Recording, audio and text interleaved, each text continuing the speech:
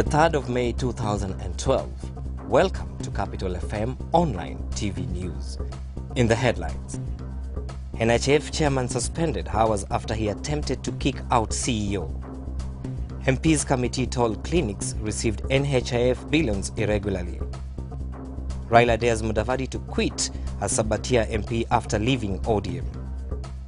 And streets in the center of Nairobi flooded by afternoon rains.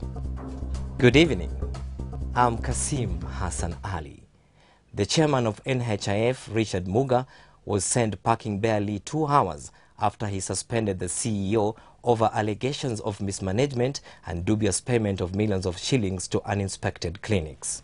The drama started when Muga chaired a board meeting where he fronted the idea of suspending CEO Richard Kirich and 5 other managers, but other board members rejected the plan and walked out on him. He then called journalists who have been waiting outside to brief them on the development as the board members, including Kirich, watched from a distance. The differences played out publicly as they clashed before TV cameras, with the chairman often interjecting his deputy's assertions. As the two traded accusations, Medical Services Permanent Secretary Mary Ngare walked in and took to the platform to give the government's position.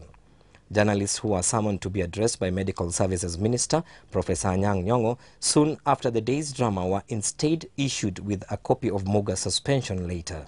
As the saga played out, the Parliamentary Committee on Health claimed that more than 91 million shillings was allocated to a private clinic which does not have the necessary facilities and reach to provide medical services under the new NHIF scheme. Monda said the company had its origin in the Virgin Islands and said it will be summoning all those associated with it. Prime Minister Raila Odinga has dared his former ally Musalia Mudavadi to resign as Sabatia MP over his decision to quit ODM. Speaking to the press after jetting in from United States, Raila termed Mudavadi's exit as inconsequential and ill-conceived. He said Mudavadi should have stuck in the party and fought it out during the nomination stage. Ikiwa kama wewe unawacha chama, basi natakane ujiuzulu kiti yako ya bunge. Yani mimi nilijiuzulu kwa chama cha Ford Kenya. Hiyo sheria si mpya. Nilipojiuzulu kwa chama cha Ford Kenya, nikajiuzulu kiti yangu ya bunge ya Lang'ata. Some sections of Nairobi Central Business District were impassable due to rains after heavy rains pounded the city. Several roads within the city center and in the outskirts were impassable for motorists and pedestrians. Several cars that were parked near the busy Kenyatta Avenue were submerged in water.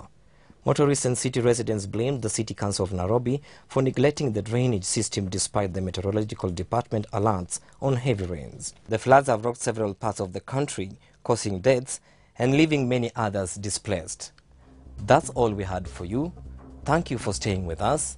I'm Kasim Hassan Ali.